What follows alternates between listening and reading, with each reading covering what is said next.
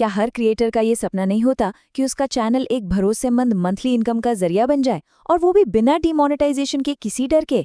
खैर, इस खास एक्सप्लेनर में हम इसी सपने को हकीकत में बदलने का पूरा ब्लूप्रिंट डिकोड करने वाले हैं। ये एक तरह से अल्टीमेट प्लेबुक है, जहां हम यूट्यूब मेंबरशिप की पूरी इनसाइड स्टोरी समझेंगे। तो चलिए, बिना देरी किए इसमें गहराई से उतरते हैं और देखते हैं कि कैसे एक आम दर्शक को एक लॉयल पेइंग सब्सक्राइबर में बदला जा सकता है। आज के इस सफर को 6 अहम हिस्सों में बांटा गया है।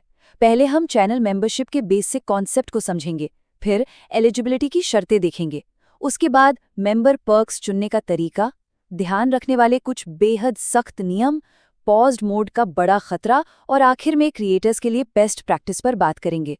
चलिए शुरू करते हैं। तो हमारा पहला सेक्शन है चैनल मेंबरशिप को समझना, यानी मंथली सब्सक्रिप्शन सिस्टम। आखिर ये चैनल मेंबरशिप असल में काम कैसे करती है? आइए इस फाउंडेशन को जरा करीब से देखते हैं। देखिए, चैनल मेंबरशिप सिर्फ वो ज्वाइन बटन भर नहीं है जो स्क्रीन पर दिखता है। ये एक पूरा का पूरा मंथली सब्सक्रिप्शन सिस्टम है।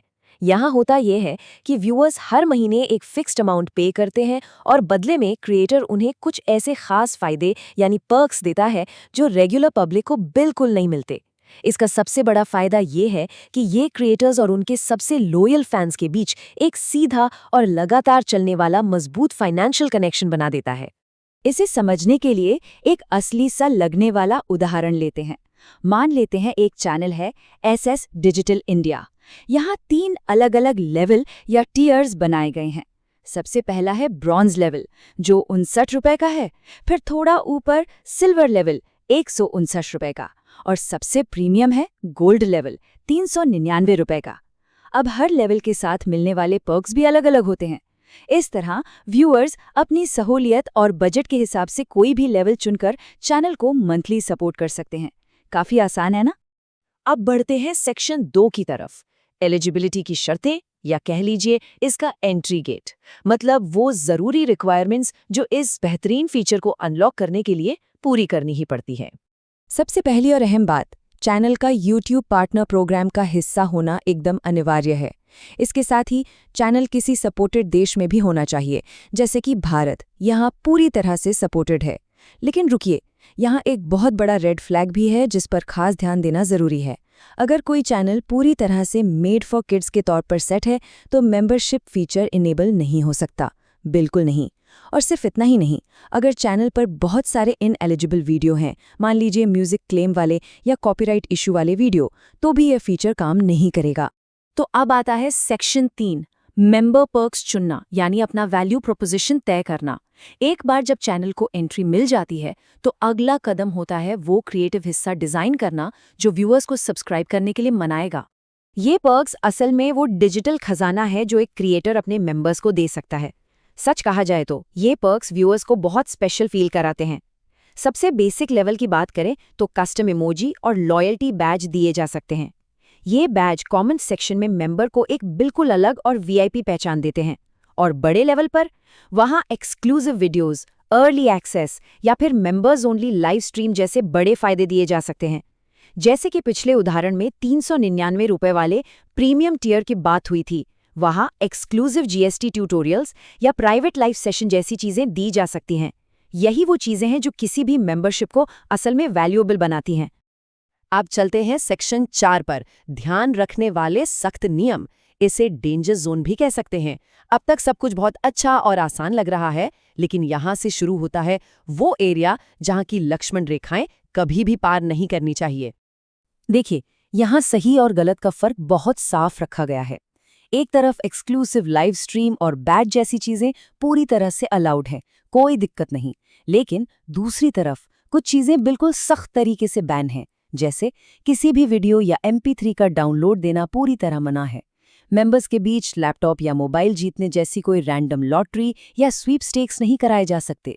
बच्चों को टारगेट करके मेंबरशिप बेचना या फिर आमने सामने की 1-on-1 मीटिंग का लालच देना, ये सभी बहुत बड़ी पॉलिसी वायलेशन मानी जाती हैं। ऐसा करने पर मेंबरशिप का फीचर रातों रात छीना जा सकता है।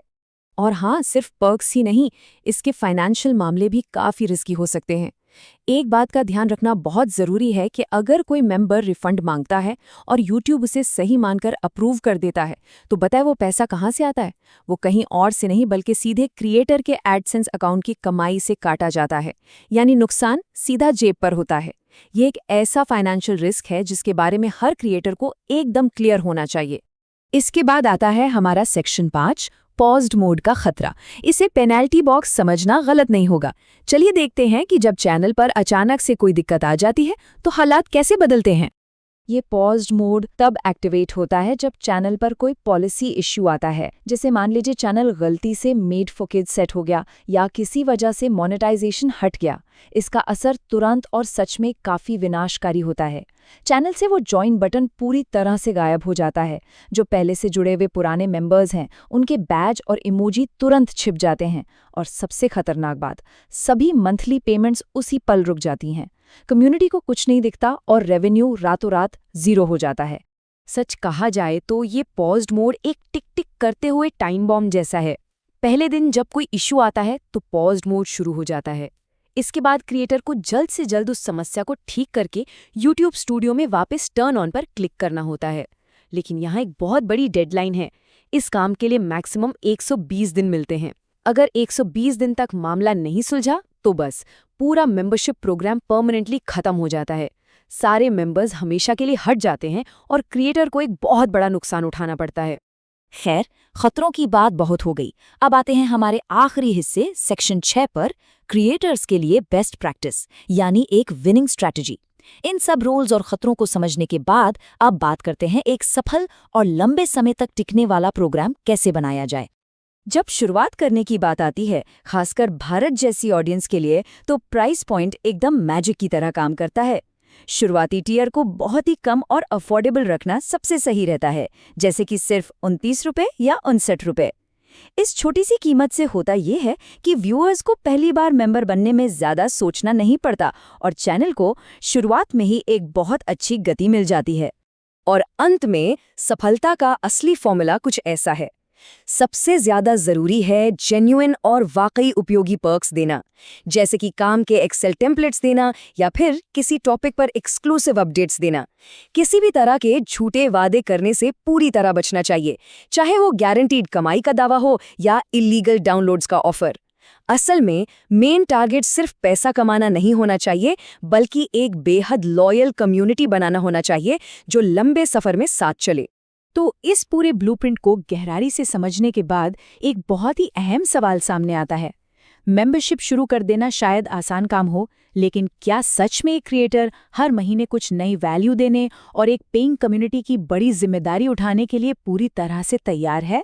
इसी सवाल का जवाब ये तय करेगा कि कोई मेंबरशिप प्रोग्राम एक बड़ी सफलता बनेगा या फिर महज एक भूल जाने वाला तजुर्बा।